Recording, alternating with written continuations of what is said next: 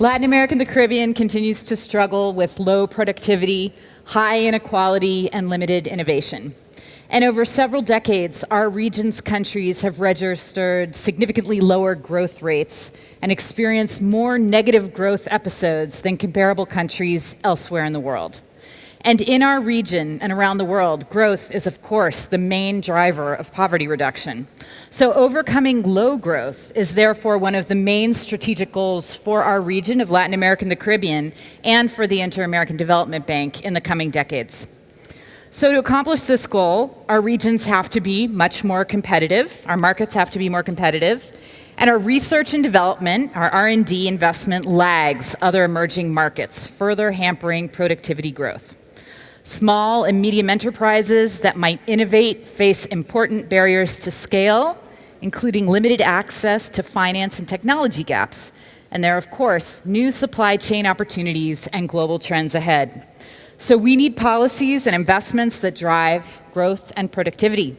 But we also need to maximize the poverty and inequality reduction associated with that growth and assure resilience to external shocks and natural disasters. Can we optimize for all of these outcomes? Of course, there's no single recipe or model, and every country will find its own formula. But there are opportunities now to grow with the right policies. Today's session centers on 3 questions. What should policymakers and firms do to accelerate productivity growth? How can growth work best to reduce poverty and inequality and benefit all citizens? And what kinds of economic policies help to build resilience against shocks, whether financial or climate-related? So to frame this discussion, I'm delighted to introduce our keynote speaker, Professor Philippe Aghion.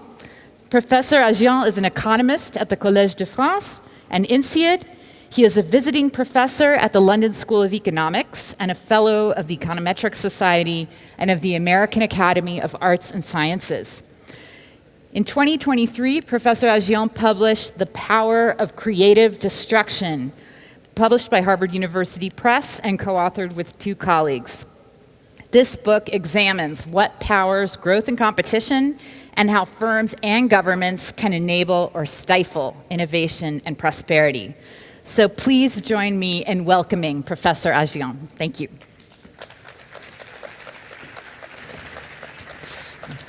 Voilà. Nice.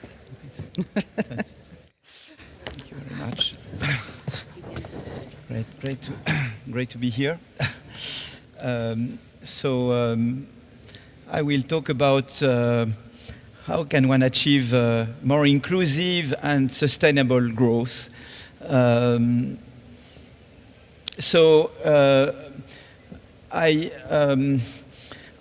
fact, my contribution to growth economics has been to develop what we call now Schumpeterian growth theory. And Schumpeterian growth theory, very much what it does is to build a model that integrates Schumpeter's notion of creative destruction. So creative destruction it was a term coined by Joseph Schumpeter to refer to the process whereby new innovations displace old technologies. New innovations make old technologies become obsolete, okay? And so what we did with Peter Howitt in 1987 at MIT, we developed a model that embodies Schumpeter's notion of creative destruction. And our Schumpeterian growth paradigm would rest on 3 main ideas. The first idea is that long-run growth is driven by a cumulative process of innovation where each innovator builds upon previous innovations.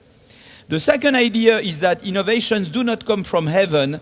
They result from entrepreneurial activities that are motivated by the quest for monopoly rents. If you innovate, you discover a better product, a new way to do things, and for a while you will be local monopoly and you will get rents from it. And it's the prospect of these rents that induces you to invest in research and development, in whatever will make you become an innovator, okay? And so policies and institutions, they impact on growth because they affect the incentives to engage in those activities, okay? And the third idea is creative destruction. New innovation displace old technologies. And in fact, at the heart of the paradigm, there is a contradiction. On the one hand, you need the innovation rents to motivate innovation activities. But on the other hand, yesterday's innovators are tempted to use their rents to prevent subsequent innovation because they don't want themselves to be subject to creative destruction. And regulating capitalism is largely about how to manage this contradiction. Whether you talk about the secular stagnation, middle income trap, inequality, you always come across this contradiction, okay? And we will see that in this presentation, okay? So, for example, a first prediction of the theory is that you have more growth where you have more turnover. So here it can be cross-country or cross-regions. On the horizontal axis, I have creative destruction, which I can measure by the new entry or job destruction, job creation, the rate of churning, how much turnover you have. Okay, so that's creative destruction. And wherever you have more creative destruction, you tend to have more per capita GDP growth. So if you want more growth in Chile or in other countries or in France, you need to have a dynamic economy where you have lots of entry, new entrant, new blood, always new blood, new blood, new blood. Why is Japan not growing? Because there is no new blood in Japan. They are aging and they have no migrants and their growth is zero. Okay, you want new growth, you need to have turnover. That's key to have the new growth. Okay, so another thing is that prediction is that it's a model that really talks about firm dynamics. Here I represent a firm that has four activities, four lines. The firm could grow. How would the firm grow? It would do creative destruction on another line, which is currently produced by someone else, and the firm would improve upon that line and then would grow into becoming a 5-line firm. How would the firm shrink? It's a 4-line firm. Someone else innovates upon one of the lines here, and the firm will shrink to a 3-line firm. How do you enter? You are nobody, and suddenly you innovate upon one line, and you become a 1-line firm, and that's entry. How you exit? You are a 1-line firm. Someone innovates upon you. You are outside. You exit the market. So really, you can talk about exit, entry, firm dynamics, firm growth with this model. Okay, and this is due to my colleagues Clino and Chiang Tai-sei. They represented the relationship between firm age and firm size. I told you when you start small usually. You start with 1 line, but over time you grow. And you can see, for example, in the US, older firms are much larger because when you are a good innovator, you get good financing, and then you can drive out the worst innovators, and that allows you to grow faster.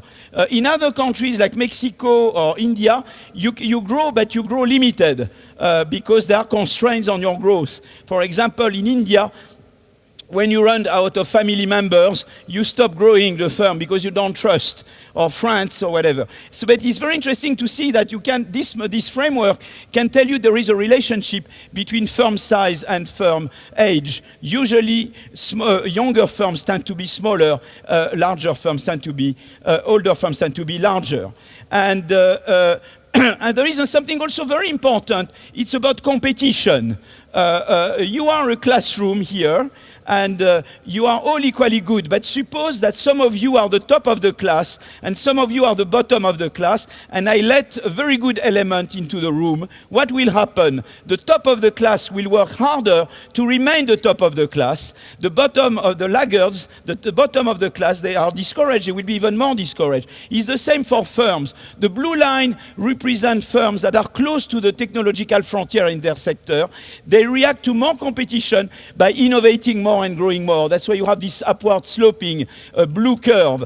The orange line are the firms that are far below the technological frontier in their sector. They tend to react to more competition by innovating less and growing less. But when the more developed a country is, the more blue firms you have compared to orange firms. And therefore, what you can say is that when you are a country very far below the technical frontier on average, it's no big deal if you don't have competition. But when you are a country which is rising up to the top, it becomes increasingly important to have competition. So there is this notion that the policies that are okay for growth when you are very far below frontier, like China was in 1980, are not the same as when China is getting closer to the technological frontier. When you are far below the frontier, factor reallocation, those are the things, capital accumulation, those are the drivers. You essentially grow by catching up. When you become more frontier with more blue firms, then you need really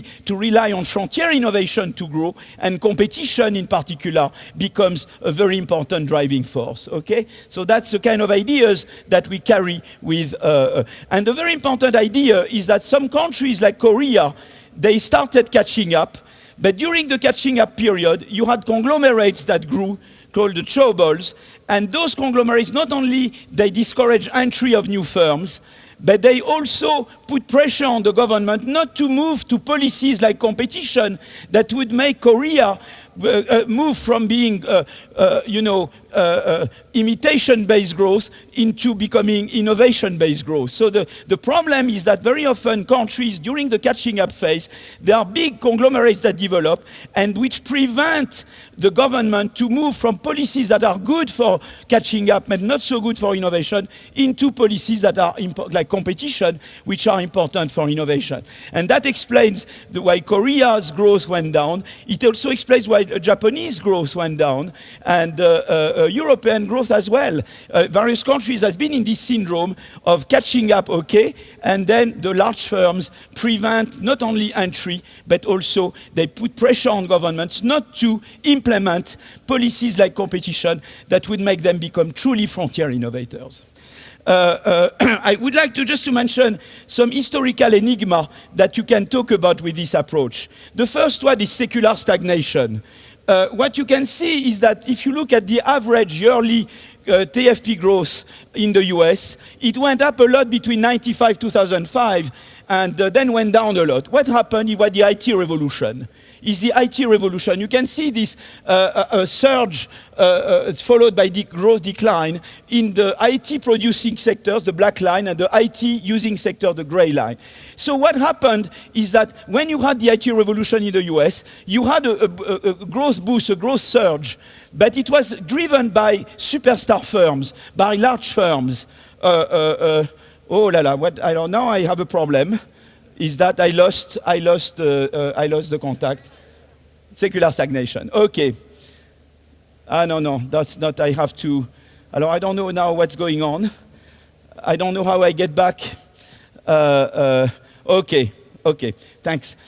So what happened in the US is that these firms that became very large, they ended up discouraging entry of new firms. So what you had in the US is that you had Walmart, Microsoft, Google, those firms that they carried this upsurge of growth in the US, but it's exactly the Schumpeterian conundrum that happened. They ended up discouraging entry of new firms. And if you look at entry rate of firms in the US, of all size, it goes down since the 2000. So the big problem in the US with the IT revolution is that it boosted growth, but then because they did not adapt competition policy, they let these firms grow through merger and acquisition unboundedly. They ended up discouraging entry of new innovators. Okay, so that's very interesting with secular stagnation. Is that it's not something that we are bound to suffer. There is a way. If we reform competition policy, we can deal with the secular stagnation. It's not a kind of we are bound to have secular stagnation. Okay, so that's the first thing I wanted to talk about. The second thing I want to talk is about inequality. Here it's a graph with Piketty, Saez, Atkinson, and you see the evolution of the share of income of the top 1% income earners in the US. And you see that since 1980, this share has gone up. You might say, should we worry about it? And my view is that you should not worry about it so much per se, because there are other measures of inequality that are at least as important as the top income. One of them is the Gini, which is a global measure of inequality, how far you are from perfect equality. And the other one is dynamic inequality, to which extent is my income correlated with my parents' income. And in fact, what's very interesting is that one source of top income inequality is innovation, because when you innovate, you get innovation rents. So that boosts top income. But innovation has a virtue.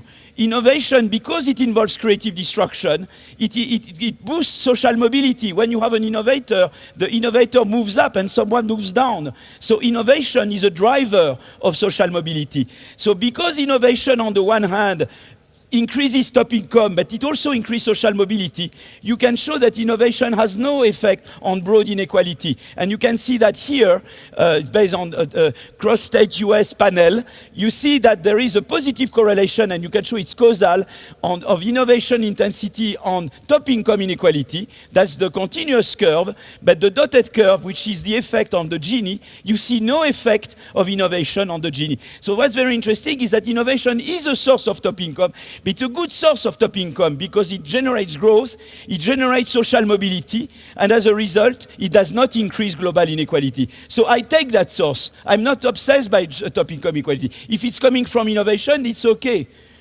But on the other hand, so you see, and you can see the social mobility in places where you have the highest innovation intensity in the US, you also have the highest social mobility. So that's the thing. But by contrast, lobbying does everything wrong. Lobbying is that large incumbent firms, they lobby governments to prevent entry. Because they prevent entry, they reduce growth.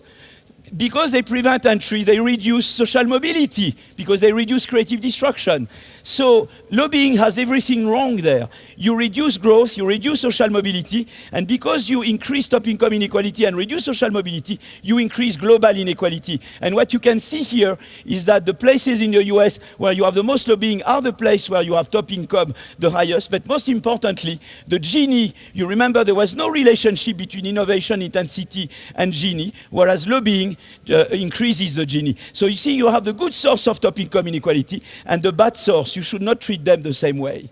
Okay? That's a very important idea there. But even those who become rich because they innovated, you should make sure they don't use their rents to prevent subsequent innovation and subsequent entry. And that's competition policy does that to a large extent. Okay? So that's my way to look, is that if people tell me about inequality, I say, which measure of inequality are you talking about?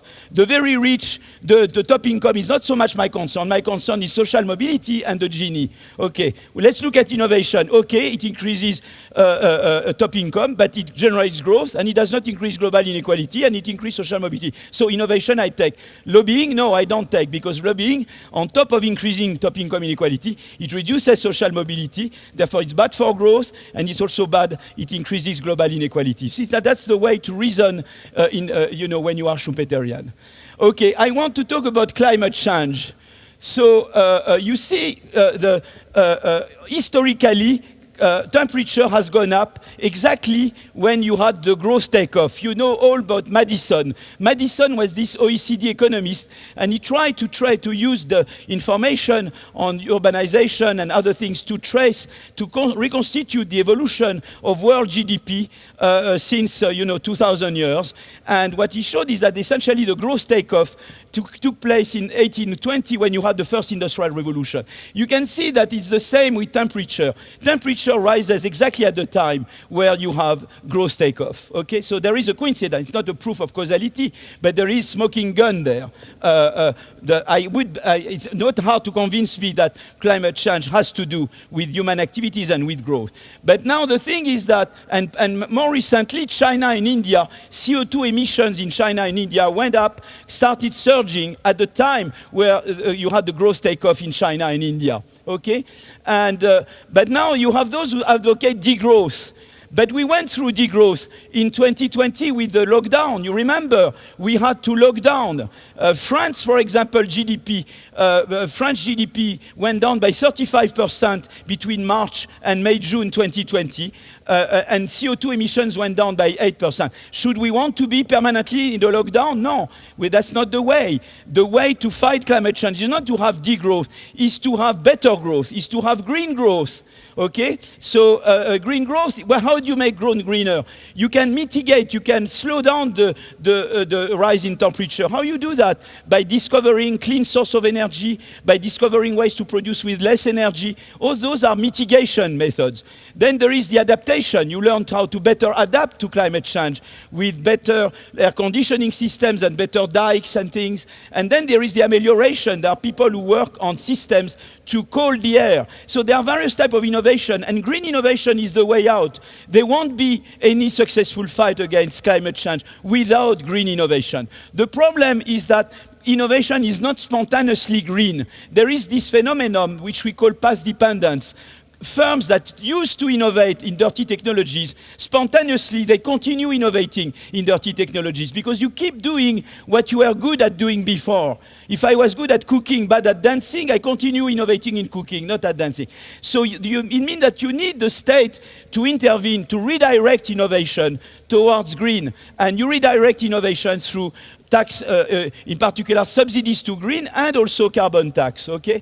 So for example, here we looked at the automotive industry with my colleagues from the London School of Economics, John Van Reenen, Ralph Martin, Antoine de Chélepret, David Emus, and we looked at the extent to which you innovate clean or dirty. And we saw, you can see that the stock of clean, if you have a higher stock of clean, that makes you innovate cleaner. If you have a high stock of dirty, it makes you innovate dirty.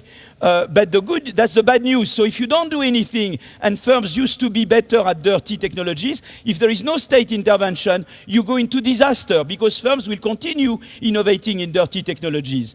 But the good news is that if you increase the fuel price, you see the carbon tax, it will redirect technical change towards clean. That's the good news. And subsidies to green also. You need both legs. You need the carbon tax and you need the green industrial policy. Why? Because you have two sources of inefficiency. You have an environmental externality, when I pollute it's bad for everybody, and I have a knowledge externality, the past dependence. What I've done in the past influences what I do now. And so you need the two legs. You need carbon tax and green industrial policy. That's very important. The two legs to redirect technical change towards clean technology. Okay, so that's what I wanted to talk about. Okay, so that's the role of state intervention. And I would like to talk now innovation versus inclusion. I talk about green. I said that the state has a role to play to redirect firms' innovation towards green technologies through carbon tax and green industrial policy. What about inclusion? Okay, well, let's compare between Europe and the US. Europe and the US. US does poorly on inequality and social protection. I would not want to be sick and poor in the US. Really not. Europe does poorly on innovation.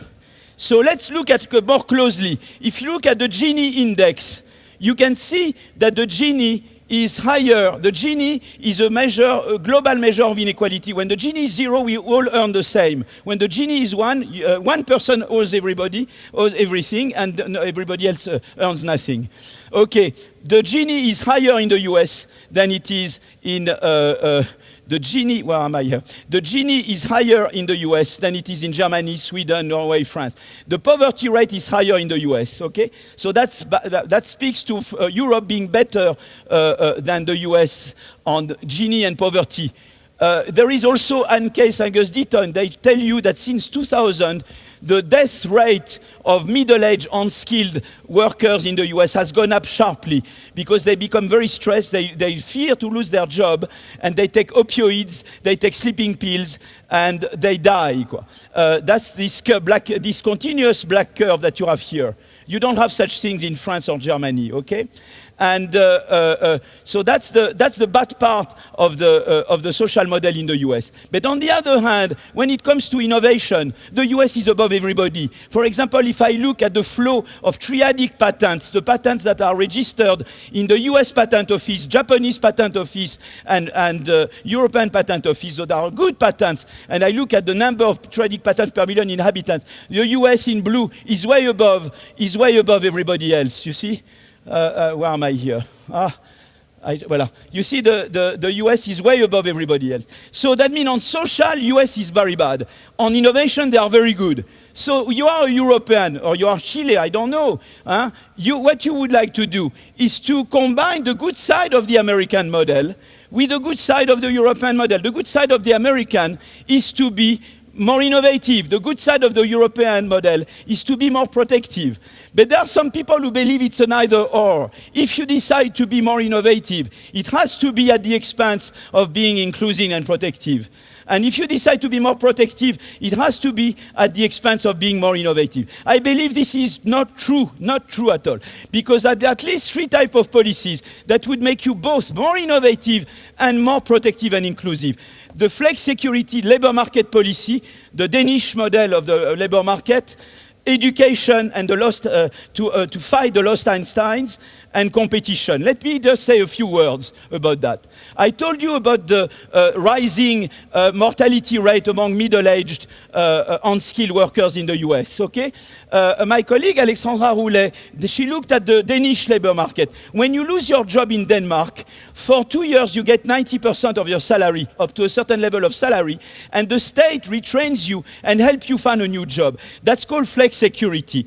Now, she looks at the health of a worker in Denmark in a firm that closes down and compares it to the evolution of the health of a worker with similar age, education and experience in a firm that does not close down. You see no effect of losing your job in Denmark on purchase of antidepressants, anti-anxiety and sleeping pills. You see no effect on the probability to visit hospital for circulatory problem, and you see no effect on mortality. So they found a system, the flex security in Denmark, that protects individuals, but also allows firms to create jobs and destroy jobs. It becomes much easier for firms to do creative destruction because you know that the system is taking care of the employees. You see what I mean? And protect them. So when they introduced the flex security system, Denmark became more innovative without becoming less protective.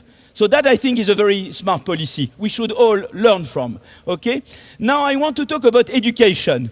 That's a very interesting picture because it shows the probability of inventing as a function of your parental income. If you are the left, this picture is based on current US data. This one is based on historical US, and this one is based on Finnish data. You see that in all 3 figures, you are much more likely to innovate if you have richer parents. If you have parents in the top income bracket, you are much more likely to become an innovator. I was very surprised that this be also the case in Finland, because in Finland, education is totally free and of very high quality. But in fact, what happened is that in Finland, the higher earning parents are also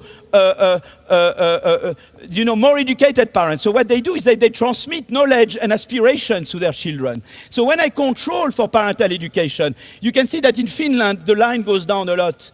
Because in fact, the reason why there is a relationship between parental income and probability of inventing also in Finland is because the higher earning parents in Finland are also more knowledgeable parents, and they transmit knowledge and aspiration to their children. But it was still a mystery to me because I said, well, but if the system is so good at school, the schooling system in Finland, parental input should not matter.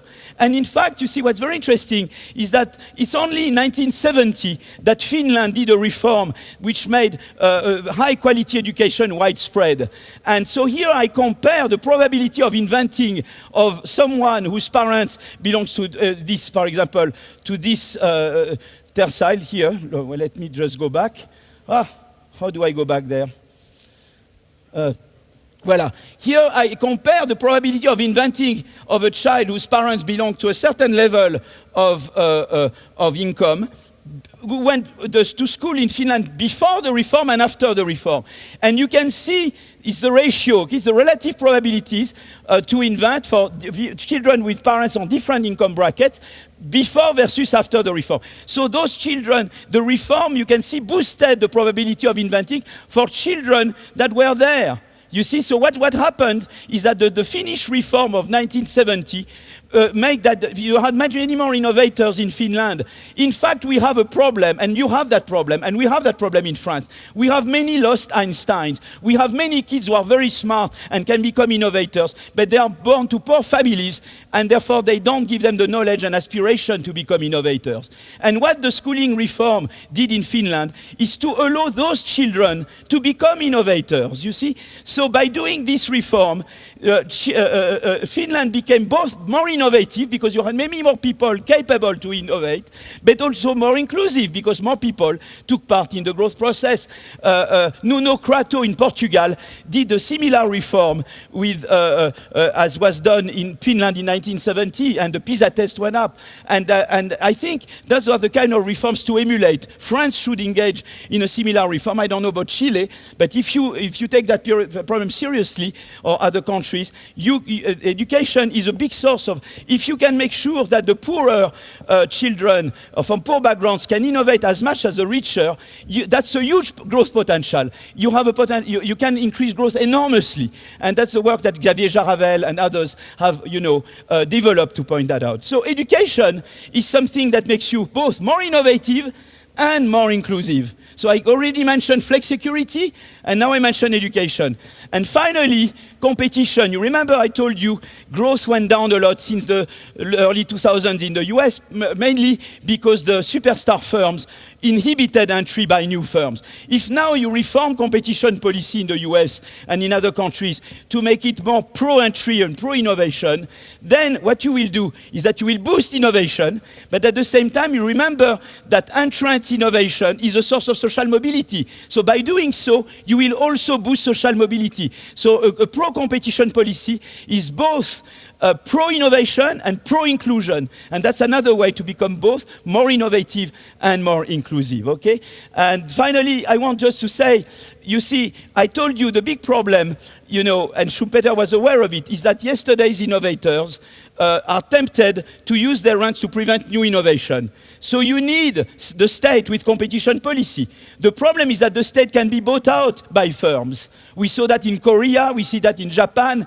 The incumbent firms can buy out. When I see Elon Musk in the Oval Office, I'm not very reassured. I don't think it's great, because I say, whoa, the guy is a private firm, he's in the Oval Office, what happens, So that's where civil society is important, because civil society is the watchdog that would denounce the collusion between incumbent firms and the state and make sure that the state would play its role in making competition and turnover happen. Because without turnover, without new talents coming in, without new good firms coming in, you don't have sustained growth.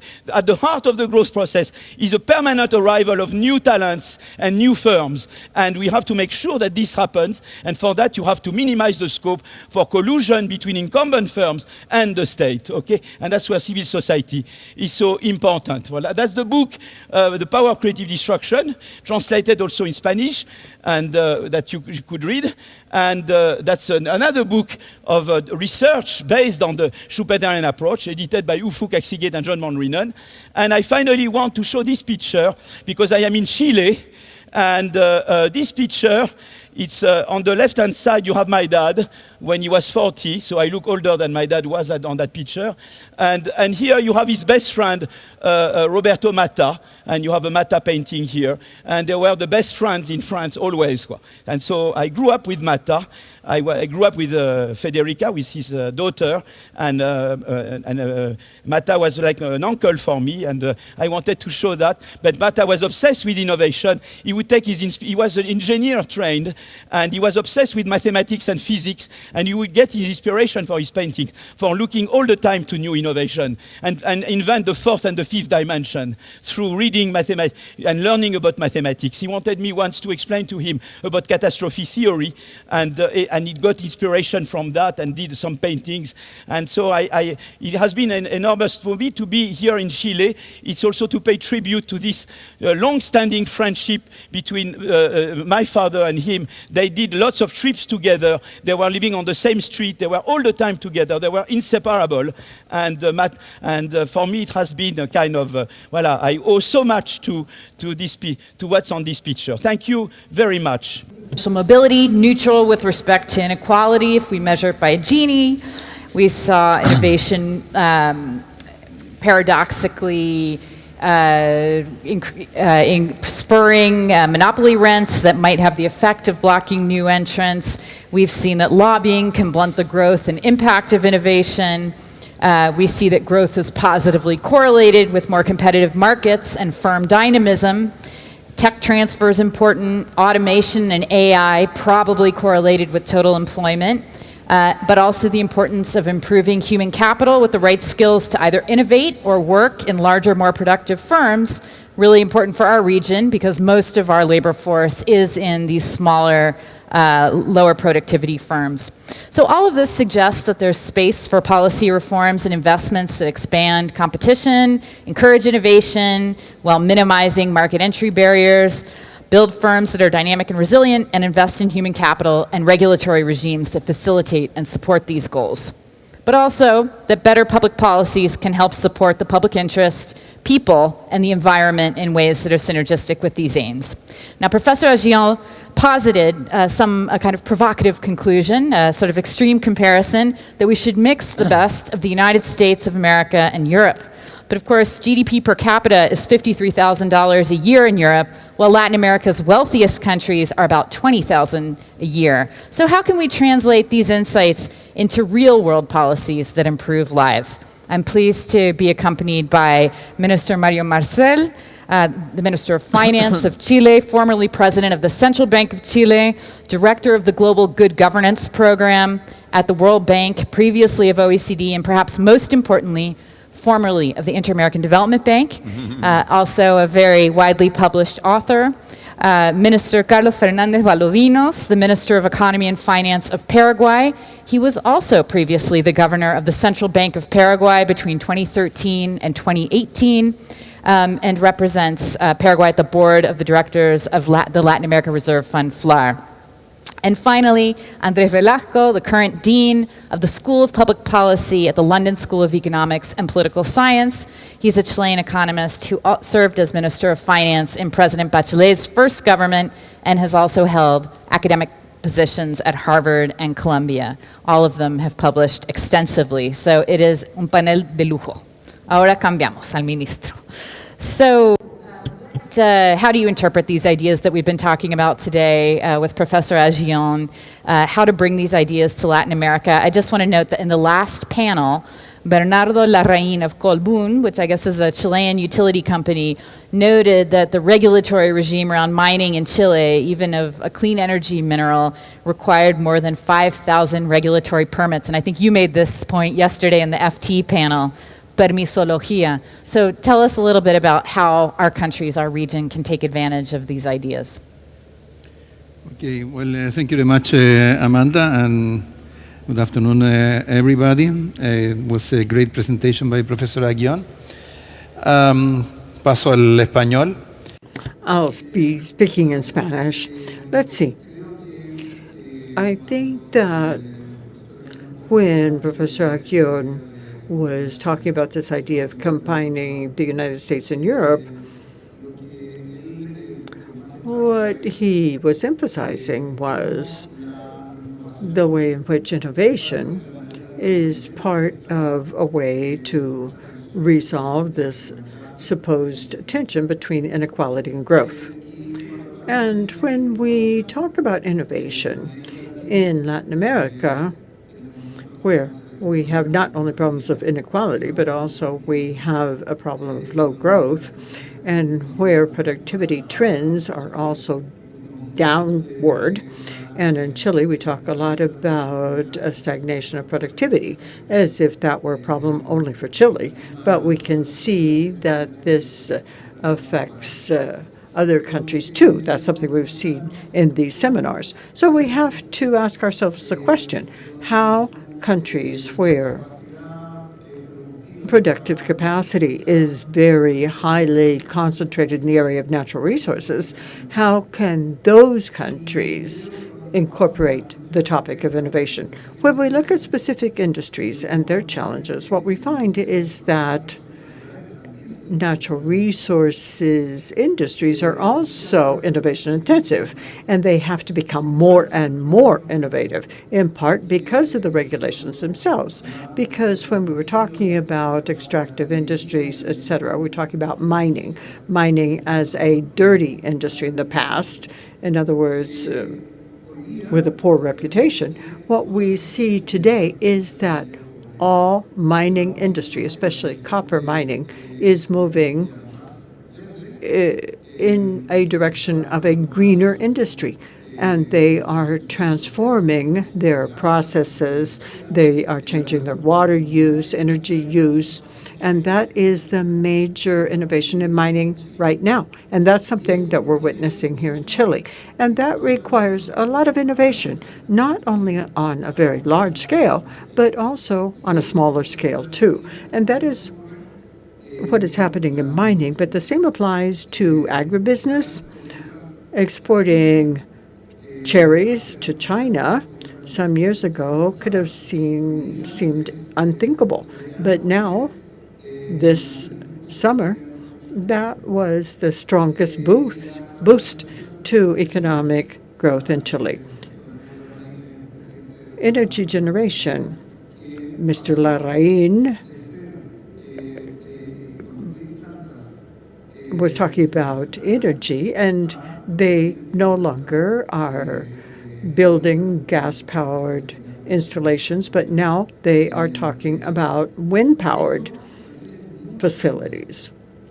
And that requires a lot of innovation, if in addition to that, we think through what it means to develop an energy grid that is based on renewable energy. That, in turn, is something that gives rise to other energy-intensive industries that in the past was unthinkable because of our dependence on hydrocarbons. Now, if we think about green energy, not only do we have chemical and industrial processes, but also we have the challenge of transporting green energy from Chile to other places in the world. So I did want to refute the idea that economies that are based on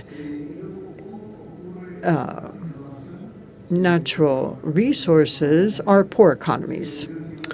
And also, this has to be linked to equity, and that has to do with to what extent innovation occurs in a horizontal fashion. In other words, across large corporations, and where there is room for smaller companies that can innovate, can grow and compete with larger firms. But that is something that we can leave for some further discussion, later discussion. Now, Minister Valdovinos, what would you say about Paraguay? Paraguay has a very open economy, is relatively small, but how is Paraguay adapting to these new realities? How can you promote innovation and competition? Well, first of all, I wanted to congratulate you, Felipe, for your presentation. The truth is, after your presentation, it makes the rest of us, the three of us, look like we are in slow-mo. So that passion, I was acquainted with your academic reputation, but all of this activity, we only see it in our stadium for soccer games. But no, you touched on some very important topics.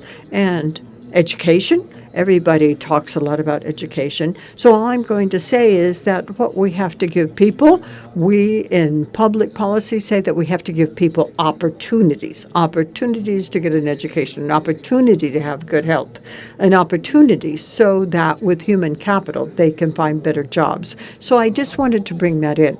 Often we don't talk about two other things, and that is innovation and entry and exit of firms. That's important. Latin America has a lot to be done in terms of facilitating business. And why do I say this? Because exits are easy because companies may go bankrupt. Although I do want to say that we need a good bankruptcy law so it can occur in a disciplined fashion. But often it's entry of firms that's hard, facilitating doing business, and that in several countries of the region. Any indicator that you use shows that this is a serious problem. We take this very seriously because we can have all of the macro that you covered, but if an investor comes in and because of red tape, because of what Mario said about all the paperwork, everything that has to be done to get permits. So we made major efforts in that direction. Yesterday, or last week it was, they published an indicator from the Anda Smith Institute in the University of Florida. And Paraguay turned out to be the country where it was faster to open a business. It was less than 2 weeks where people could get everything. And we have to facilitate the entry. Entry means new people, new thinkers, new ideas. And that is what really does produce innovation. And that allows us to have economic growth. It opens up opportunities for people so that they can move along the social scale. So in that way, if we make it easier to do business, that will be key for the entire region. I have several ideas in my head, but one more thing, taking advantage of the fact that this is an IDB event. We talk a lot about what governments can do as part of public policy, but here we're going to see our governors discuss two things that are important for innovation in the future, and that is what we did with IDB Lab and what we have done with IDB Invest, and that is to strengthen them financially so that in the future they can be the right financial instrument. Because what is the problem? Innovation, if we do things quickly, it's not like Google that began in a garage. It's a little company that doesn't have any access to financing. So it's tremendously important to have financial lines open to businesses. Now, in Paraguay, we have done a great deal through the National Banco Nacional de Fomento, National Development Bank. We launched a product for small companies because you can have great ideas. If you have no funding, you cannot realize the ideas you have. So we have to work together. Governments have to work with multilaterals so as to provide that financing, which is absolutely essential for everything that we were discussing or that was covered by Felipe. So I'm going to stop here. So those are just my initial ideas triggered by this excellent presentation. Thank you, Minister, and thank you for mentioning IDB Lab. They are an important arm in the world of multilateral banking. It tries to finance innovation because venture capital worldwide is concentrated on the northern hemisphere. Now, Professor Velasco, what would you say is behind the growth that we're talking about? What could you say about this comparison between Europe and the United States, and what does it mean? Are you talking about the United States today or a couple of months ago? Well, first of all, I want to thank Enrique Parrado, the chief economist at the IDB, for inviting me. It is a pleasure to be here with Felipe Aguillon, and it's also great to be here with the ministers. I'm a mere academic, but these are the people with the money and the power. Now, I think that that is what we know. The thing is how. And Felipe said that. He spelled it out. And that is that societies don't grow unless productivity rises. And productivity rises with innovation in societies. Mario added that innovation isn't only in high technology. It could also occur in agriculture and technology. And that requires a group of institutions. We more or less understand them, know about them. And what is important is that this does not clash with greater equality. Quite to the contrary. There is, for example, a society that provides greater guarantees, greater security. That provides for greater ability to innovate because people know if they fail the first time, they can get back on their feet and innovate again. So in Latin America, it's not that we don't know what we need to do, it's how we do it, because it's hard for us to make decisions in democracies that have to be protected and fine-tuned. But if we are candid, they don't work all that well. It's hard to reach a consensus on important topics, and where the debate on growth often takes another tack. I don't want to get into the debate about how important taxes are. There's a lot of literature on that. But if I look at newspapers in Latin America, it would seem that the only thing that guides the course of growth is whether or not the Minister of Finance raised or lowered taxes. But that's not the only variable. Now, something is important that Philippe said, and for there to be innovation, there has to be competition, because the people that innovate, that become rich, say, look, okay, I'm doing great. I closed the door behind me so no one else can get in. So the laws that promote competition, free competition, are key. We know what the problems are. Once again, they are political problems. I supported a free competition law in Chile in 2009. We finally got that law passed, but it took us years. We were opposed by the conservative parties. Mauricio Ceped was here, and he had to promote the second stage of that competition law in Chile, and it was hard for him too. So to summarize, thanks to economists and researchers like Philippe and many others, we more or less understand what the 3, 4, 5 things are that have to be done, but it really is hard politically. And let me give you another example. What countries have a lot of innovation, low unemployment rates? It is countries that have flexible labor markets where you can hire at will, lay off at will, but where laid-off workers have some security. Now, I proposed that when I was Minister of Finance. I went to Denmark. I invited the minister to go with me, and I confess it was a great idea, but it found absolutely no support. 15 years later, I can continue to think it was a great idea. So the problem isn't the diagnosis. The problem is how can we reach an agreement to put these ideas in practice? And that is where many countries in Latin America fail. And you have a book about the importance of political viability, right? Great. So we will look forward to hearing more about that in our next annual meeting. With this, I give the floor back to Minister Marcel. We heard about the political challenges and how they can be a constraint. What would you say about the relationship between growth and inequality? How do you balance those issues having to do with security, worker protection, with these policies having to do with competition and easy entry and exit from the market?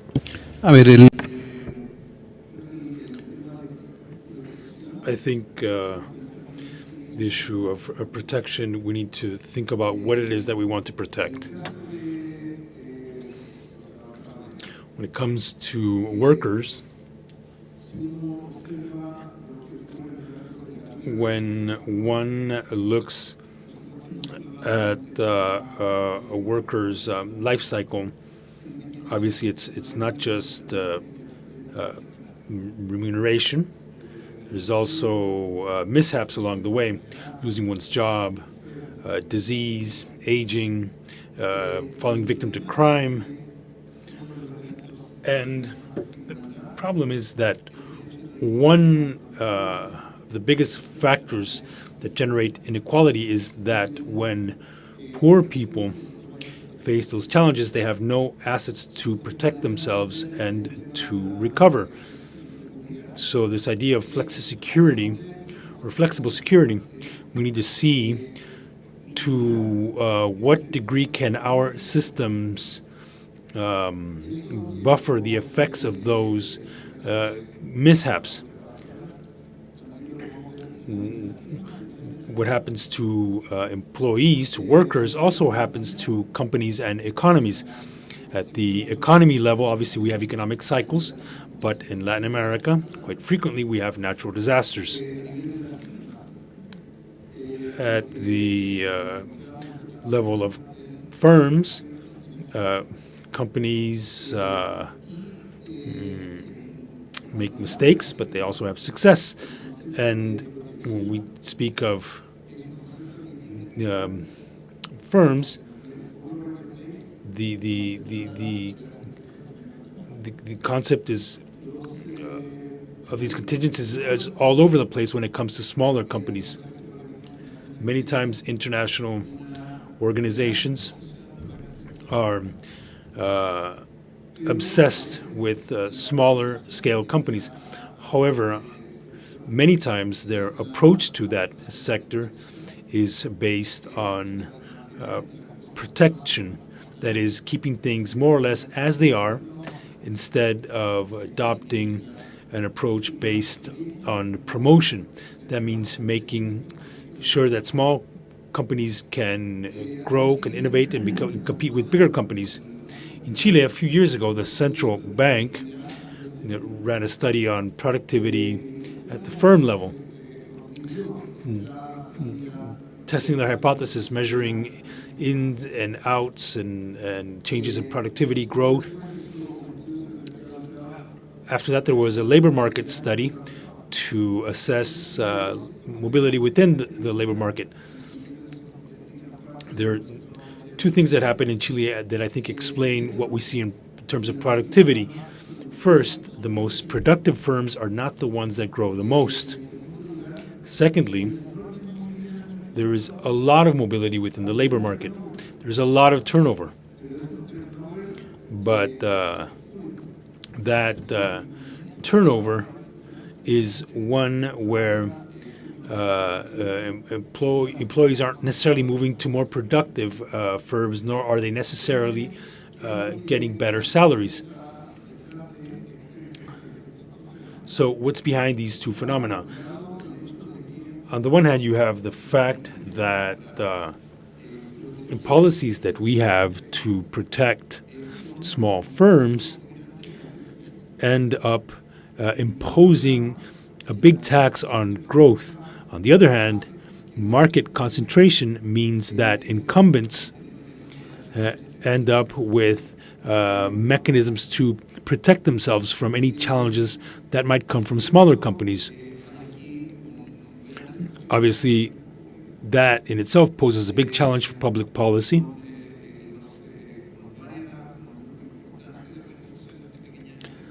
There's an important group of an association of small companies. I see one of their leaders here in this first row. We work with them to design an income tax that would create a very simple mechanism for formalizing micro enterprises through a single tax system that also allows most small companies to be a part of a transparent taxation system. And then there is a transition for them toward a more mainstream tax system where they get tax credits that they generate as they are a micro enterprise. In other words, it smooths out the transition toward becoming a larger company.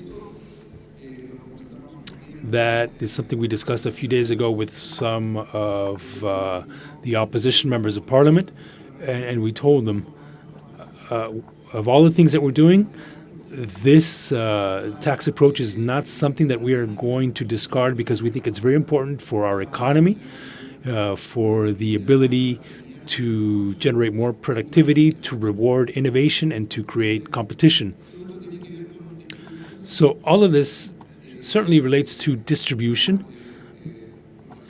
We're talking about turnover in the labor market. We're talking about social protection and mobility for companies. And that, in the end, is what allows us to connect innovation with equity and social protection. It's a very interesting initiative. We will be monitoring its evolution. The minister from Paraguay has had maintained macroeconomic stability in a difficult moment. I really commend Paraguay for reaching investment grade. The policies that contributed to that stability, how was that done, and how has that stability led to more productivity? Thank you for that. The fact is, thankfully, we have some resilience in order to face the challenges of this changing world. There was a mention here of whether things have changed a lot before or after January, but that's just one shock of many shocks that we have to face. So we need to be resilient. As the president of my country has said, Paraguay's advantage is that it lives in quite a complex neighborhood. We're surrounded with two giants that don't always behave very well. So for 200 years, we've been dealing with volatility around us, and that has given us some degree of resilience. As I've always said, a crisis is also an opportunity. It's a matter of looking at it that way. For example, we're now looking at a trend toward greater protectionism. Well, we are talking about right now about protectionism basically with the United States, not widespread. But as a journalist asked me recently, so what happens if you face 25% tariff on Paraguayan meat? Well, I trust that Paraguayan beef is of good quality. If it doesn't go there, it will go elsewhere. We have many other places where we can export. I hope that we can get Mario here to eat lots of Paraguayan beef. So we have other markets. If one market closes, we'll look to open another one. So we need to start with that. We can't get obsessed with only one destination, even if it's the most powerful economy in the world. In our case, specifically, what we are looking for is to be a much more part of the region. People ask us, why do you have a relationship with Taiwan? You're missing out on China. And we say, yes, but China is millions of kilometers away, and I have China right next door. Who's China next door? It's Brazil. So what we're leveraging is economic productive integration of the Paraguayan economy with Brazil. That's our giant. And if Brazil has to import in order to grow, for example, we provide assembling for the auto industry. There's 3 million cars sold, whether it grows or not. If it grows, it's 3.5 million. If they don't grow, it's 3 million in auto sales. So we have to sell auto parts for 3 million cars every year. So we're making the most of those regional advantages, which we haven't used to the full potential. That's good from the macro side because people can invest, innovate, grow. If you don't have good macro conditions, then you have nothing. So that's, I say, that those are the 4 legs of the table: monetary, financial. There's 4 legs to that table, which is the macro economy. That's how you build an economy. Sometimes in Latin America, one of the table's legs fails and everything comes tumbling down. But when it comes to macro economy, we need to take it seriously. We need to go back to the basics. After the pandemic, there's been a lot of chaos at the macro level, so we need to converge again. Also, we need to speak about innovation, opportunity for people, because if we don't, we won't have the economic and social development level that we all want, that we all desire. So we very much focus our future strategic plan on the macroeconomy and then adding to that with other issues. Another matter you asked about policies that we implemented. It's the same policies as always, fiscal, monetary, within an independent central bank. Instead of that, I'll tell you a story of what happened when I got to the central bank in 2013. They were about to publish a book on 70 years of the Guarani. Our currency is now 80 years old. The 70-year anniversary of the Guarani back then. The book was called Guarani, a Symbol of Stability, something like that. And what I want to highlight is the end of that. It spoke of conquering society. And why did the book say that it had conquered a society? Because it did not rely on the administration, the government, the current government. It's people that will not allow for a two-digit inflation or fiscal disorder. That's the important. I think the secret of success in Paraguay is when society believes that this is the basis for building an economy. When you have that, that is half of the work done that you need in order to achieve development in our countries. Right, I agree. And I think that ties in very well with the research being done on the viability of policy, of state policy. Tell us a bit your views on that.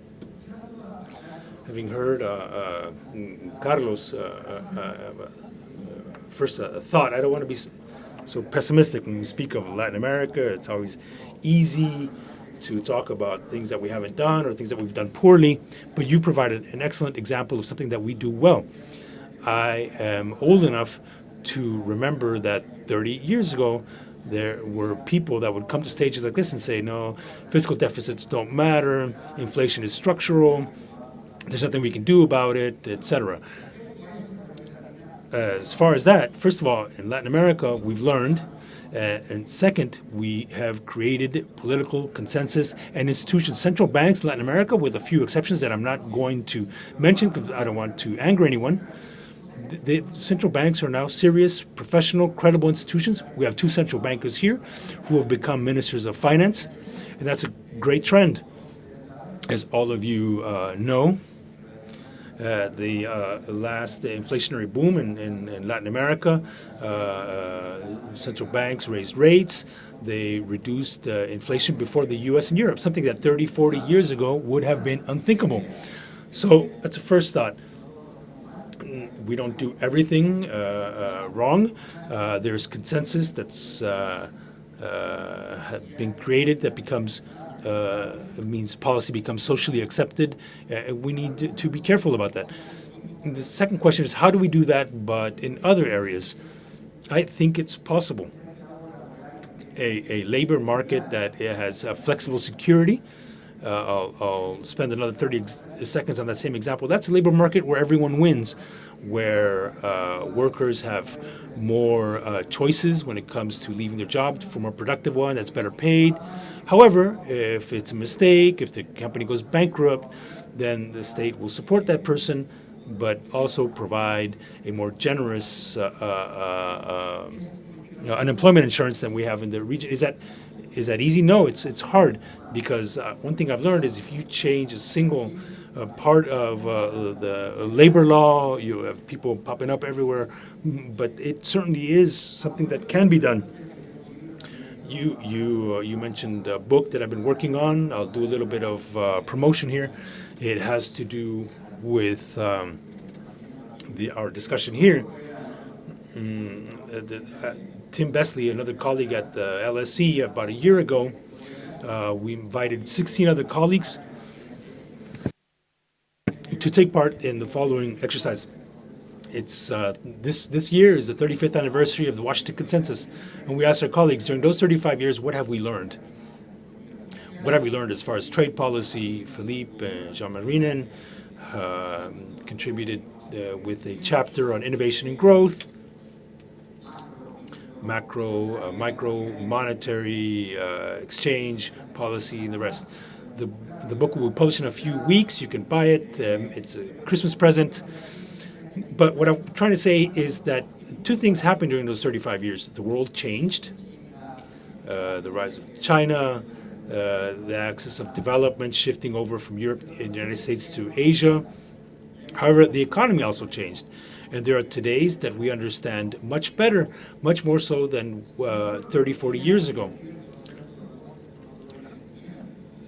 The Washington Consensus on Growth, you would tell me, what is that? That yeah, it was pro-growth. But go reread that document and you'll see that the word growth appears once in that original Williamson work. And it is talking about export growth, because in 1989, we were still operating under the idea of a very basic understanding of growth. The idea was liberalized prices, markets will do their thing, and we end up with an efficient economy that is static.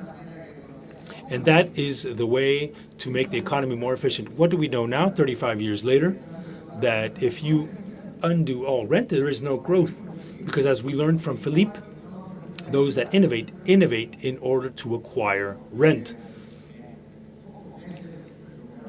Those that in a few months created the COVID vaccine, they didn't do it in exchange for some treats. They did it for rent, because I patent a vaccine. The key there is that revenue is not forever. The patent expires. The key is if I get too big, too fat, too rich, where I'm smothering others, and we need to avoid that. So that is what we learned on growth. And we've learned that in a variety of areas. And what I sometimes fear is that lesson from academia does not always materialize in debates on policy in the region, because we continue to have these very old-fashioned debates. Taxes are going up, taxes are going down. That's one of the 15 potential debates that we have, but there are so many others that are important to have. We spoke of education for a long time in Chile, 7 or 8 years talking about education. It turns out we talked about everything having to do with education except what was most important, which is how do I make it so that a child with little social capital can learn more. We talked about whether education should be public, private, for-profit, non-profit, this way or that way, but we spoke very little about what I do today, which is what happens inside the classroom.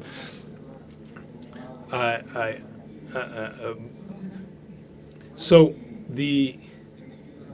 my promotional spot here in this book, as in many others, it's not the only one, but what we did in this book is we tried to summarize what it is that we've learned over 35 years, so that hopefully in the following 35 years we don't get stuck in those debates of the past that have become a bit boring.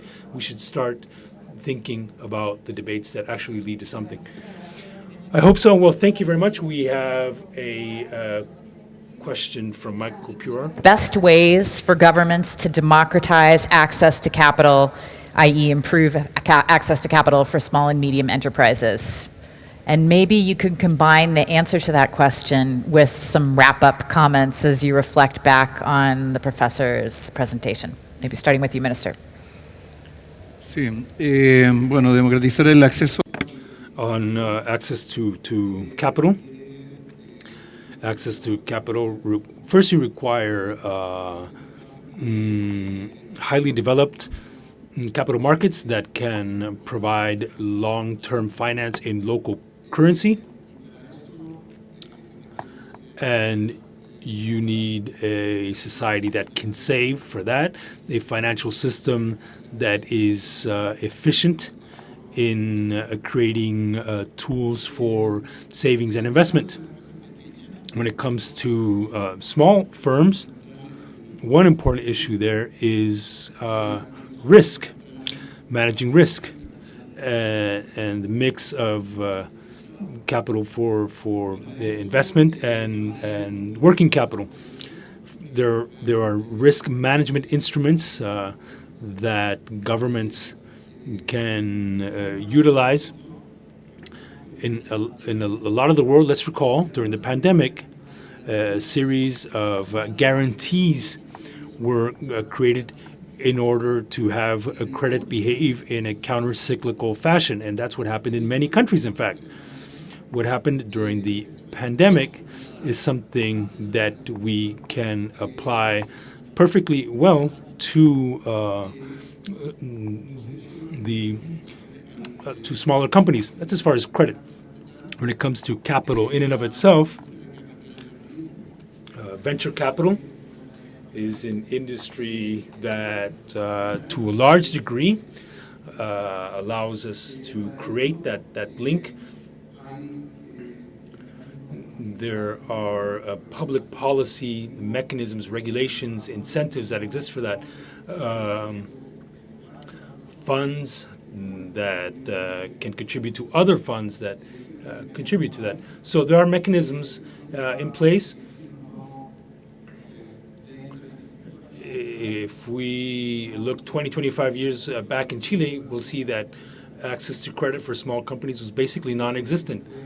And it was a state-owned bank that started offering credit lines and financial mechanisms combined with other programs that led to greater access, but there's still a big gap to close.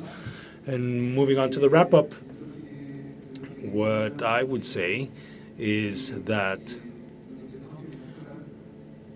we should think about innovation that emerges from different sections of the economy. We talk about equality of opportunity. The equality of opportunity to innovate is probably one of the more important mechanisms there for social mobility and for achieving growth. Just as Philippe's father used to be an artist, if I understand correctly, my father was a small business owner. He set up a solar panel in 1974 on our house. We would shower with lukewarm water for many years. However, his ability to see a future in something that we can all see today. Think about that. This is a small business owner who innovated at the household level. So if we can build on that path, I think that we can get to much more vibrant, innovative economies, and we will have no reason to be ashamed of having natural resources-based companies. We need to look at our system of permits as something that enables investment, not obstructs it. That's what we need in order to respond to the challenge of growth. Thank you very much. Very quickly, because we're over time. The heart of the question is it's a very basic question, but it's important for all countries. That's financial inclusion. That's critical, and it will continue to be so for all countries in the region because we, in fact, have a lot to do yet. There are many people that are excluded from the system. They have no option, not for spending or investing, much less innovating. So we have a lot of work to do. And as Mario was saying, perhaps we're far behind compared to Chile, but we're working with the National Development Bank to make sure that small companies have access to credit. We have some very promising initial results, but we need to go beyond that. It can't be the government offering lines of credit, it needs to be banks. And we're not going to see the 5 biggest banks in the world lending in Paraguay to small businesses or outside of the capital. So we need specialized banks that specialize in small and medium-sized businesses. We need to welcome that. And one thing I see as a key factor to improve access to financial systems and therefore have more financial inclusion is technology. Technology is essential for access. I'm not sure if I have it. I do. My phone, this is no longer just a phone. This is everything except a phone. I think that's probably what we use it for the least, to speak. But for us, this has been critical for financial inclusion in Paraguay because It's everywhere in the country. Traditional banks have their offices, but they're not everywhere. They're not out in the middle of El Chaco in Paraguay. The use of technology, information, the information transactions that one can do through these sending and receiving money, that is very important. Technology it provides the access that we need, because in the end, this is what creates work in Paraguay. It's people, and we need to include them in the financial system. It certainly is a revolution. To conclude, just two ideas to wrap up. On small companies, Mario said this in a very ministerial fashion. I'll say it non-ministerially. The problem with policies aimed at small businesses in Latin America is that they doom them to be small forever. The idea is to have small ones become medium ones, and then the medium ones become big ones, and the big ones become very big ones. In our region, that doesn't happen. There are studies after studies after studies that show that if you look at the breakdown of company size, Latin America is an anomaly. Why? Because we're full of micro enterprises that never even become SMEs, much less medium or small or large companies. And sadly, these are companies with very low productivity. So we all agree, small companies are a really nice thing. It'd be nicer if they became big. That's idea number one. Idea number two, I want to celebrate the fact that we're talking about growth, because we went through a moment in Latin America a few years ago where growth was a dirty word, it was a neoliberal concept, and all the rest. And obviously that is a huge mistake. A colleague, great friend of mine, Grant Pritchett, he wrote a series of papers where he documents the fact that there is no country that has truly made a dent in poverty, exclusion, and inequality without increasing per capita income. All human welfare indicators under the UNDP are highly correlated with income. Therefore, to suppose that we are going to achieve social integration without innovation and growth is absolutely a contradiction, given the theory and experience worldwide. Therefore, growth is not a conservative, neoliberal, old-fashioned concept. It's the other way around. It's an instrument, not the only one, but it's a key instrument to improve the lives of people in the region. So thank you, IDB, for putting this issue on the agenda. Thank you very much, Andres. Growth, productivity is the core of our new strategy. Thank you all very much. Thank you to the audience, and until next time.